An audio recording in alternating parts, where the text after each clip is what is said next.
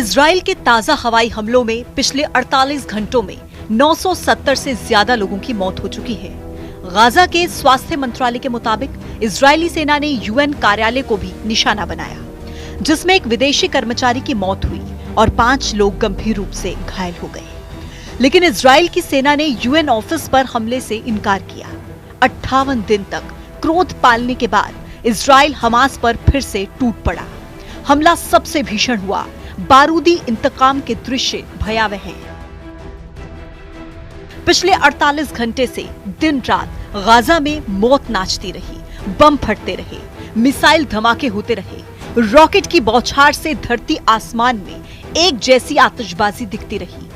Gaza में तबाही का नया दौर, मगर ये सिर्फ हमले की शुरुआत है। इजराइल इससे भी व्यापक और विस्फोटक अटैक के लिए रेडी है।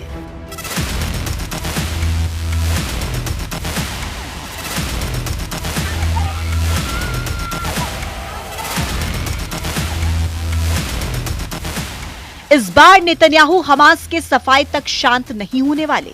इजराइल के ताजा हवाई हमलों में बीते 48 घंटों में 970 से ज्यादा लोगों की मौत हो चुकी है। गाजा में कुल मौतों का आंकड़ा 49,547 हो गया है। इजराइल ने फिर से गाजा में ग्राउंड ऑपरेशन शुरू किया। जब धरती बारूद से जलने लगे, आसमान तक आतिश दिखने लगी, तब समझ लीजिए कि हमला इजराइल का है।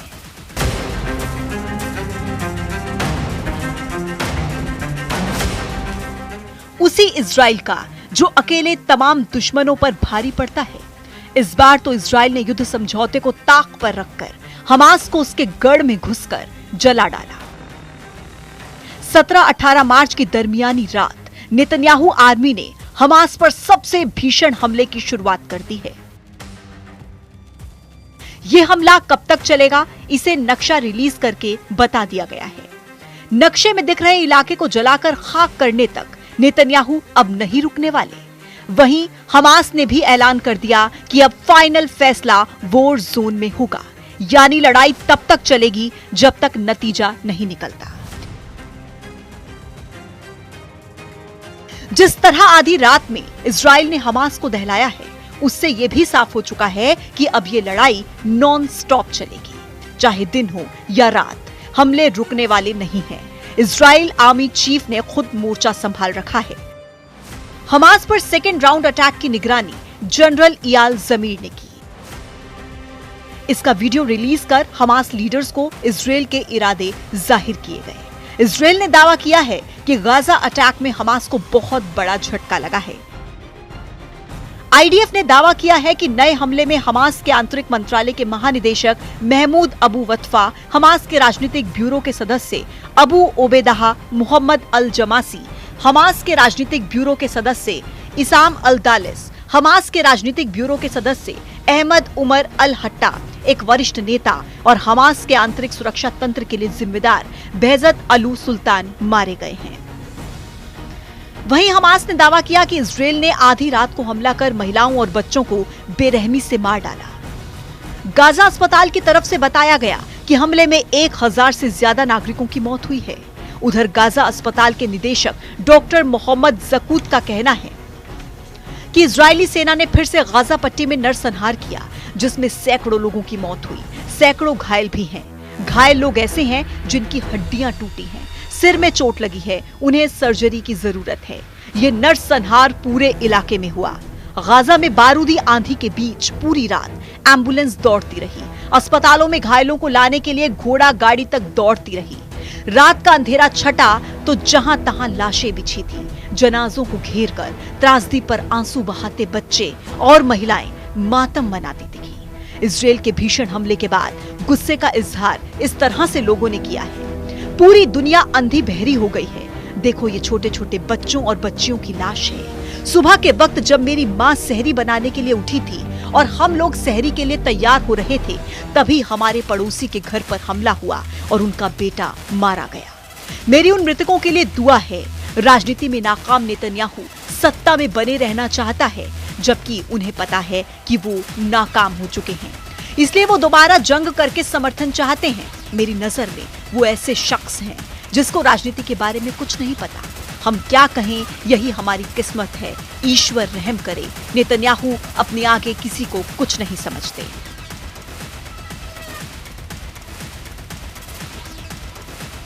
इजराइल की बमबारी के बाद के दृश्य डरावने हैं। जिस मकान पर बम बरसा वहां सिर्फ मलबा है, आसपास बिखरा बारूद है, पर खच्चे उड़े घरों के खंडहर के बीच अपनों को तलाशते लोग हैं। खूनी कफन से लिपटे जनाजे गाजा में गली गली उठ रहे हैं, लेकिन ये त्रासदी की शुरुआत भर है। हमास नहीं माना, बंधक रिहा नहीं हुए, तो आगे जो होगा वो इस नक्शे में दर्ज है। इजराइल डिफेंस फोर्स के रिलीज नक्शे को आप देख लीजिए। नक्शे पर दिख रहा लाल इलाका कल को धरती से मिट सकता है। यहां इंसानों के बचे रहने की उम्मीद बिल्कुल भी नहीं रह गई है। नेतन्याहू ने इस मैप के जनरल इयाल जमीर को देकर फौरन एक्शन लेने का ऑर्डर दे दिया है। मतलब ये कि इजराइल हमास के आखिरी बचे गढ़ को ध्वस्त करना शुरू करने जा रहा है। इस लाल रंग की जद में जो रहेगा उसे शायद ही कोई अब बचा पाएगा। गाजा पट्टी में इजरायली सेना ने बड़े सैन्य अभियान की चेतावनी जारी की। जारी किए गए नक्शे में कई इलाकों को खतरनाक युद्ध क्षेत्र घोषित किया गया और वहां रह रहे लोगों से फौरन जगह खाली करने की वार्निंग दी गई। नक्शे को दिखाकर धमकी में कहा गया है कि गाजा के पश्चिमी भाग और खान यूनुस के कैंप में लोगों को सुरक्षित जाना चाहिए, क्योंकि जिन इलाकों को लाल घेरे में दिखाया गया वहां पर रहना जानलेवा साबित हो सकता है। इजराइल ने अपने अगले टारगेट को हमास के खिलाफ सबसे बड़ा मिलिट्री ऑपरेशन बताया है। इजराइल के हमले और धमाके के बाद हमास ने भी पलटवार का दम भरा।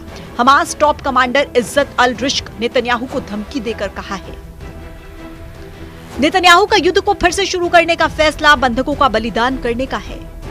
नेतन्याहू की सरकार अपने आंतरिक संकट से ध्यान हटाने के लिए युद्ध का इस्तेमाल एक लाइफ बोट की तरह से कर रहे हैं। साफ है कि अब तक हुआ जुबानी और कागजी समझौता टूट गया है। यह युद्ध उन महाशक्तियों के रोके भी नहीं रुकने वाला जो खुद को सुपर पावर समझते हैं।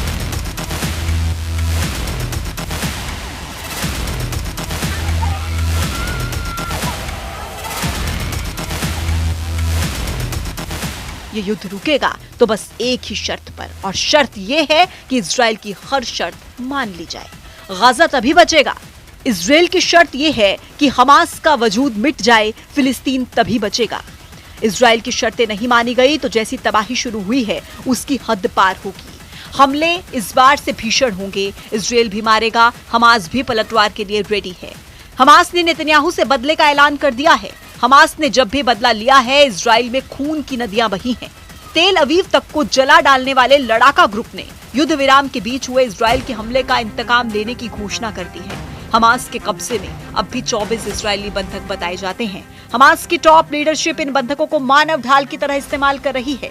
इसलिए इजराइल ने दूसरे राउंड के युद्ध में सिर्फ बेत हनून, खरवत, खजा और अबासन इलाके पर हमले किए। पीएम नेतन्याहू एक बार फिर से फुल एक्शन में आ चुके हैं। उन्होंने गाजा अटैक का अपडेट आईडीएफ हेडक्वार्टर में जाकर दिया है।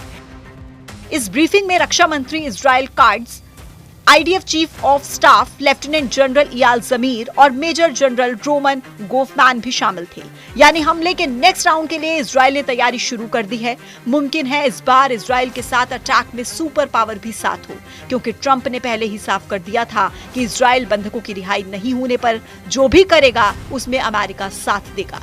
ट्रंप के बार बार धमकी दिए जाने के बाद भी जब हमास ने बंधकों की रिहाई नहीं की तो हमला शुरू हो गया।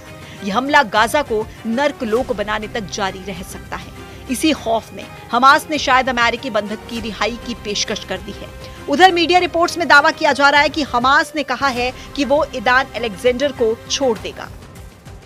ईदान 19 साल की वो फौजी हैं जिन्हें गाजा बॉर्डर पर बंधक बनाया गया था। हमास ने यह भी कहा है कि वो बाकी बचे दोहरी नागरिकता वाले 4 बंधकों के शवों को भी लौटा देगा, जिनकी पहले ही मौत हो चुकी है। अभी ये साफ नहीं हुआ कि नई पहल पर किससे बातचीत हुई है। हमास और अमेरिका हाल के हफ्ते में सीधे बातचीत कर रहे हैं, जिस पर इजराइल की ओर से तीखी प्रतिक्रिया आई है। इजराइल से युद्ध में हमास तबाह हो चुका है, मगर फाइटर ग्रुप को अब भी उम्मीद है कि इजराइल के सभी दुश्मन एकजुट होकर उसका साथ देंगे और युद्ध की बाजी पलट जाएगी। इजराइल के दुश्मन देशों का रुख भी अब इस युद्ध का नतीजा तय करने वाला है। साफ है, इजराइल ने संकेत दिया है कि हमले बढ़ सकते हैं। अगर हमास पीछे नहीं हटा तो गाजा में बड़े पैमाने पर जमीनी हमला हो सकता है, जिससे तबाही और बड़ी होगी।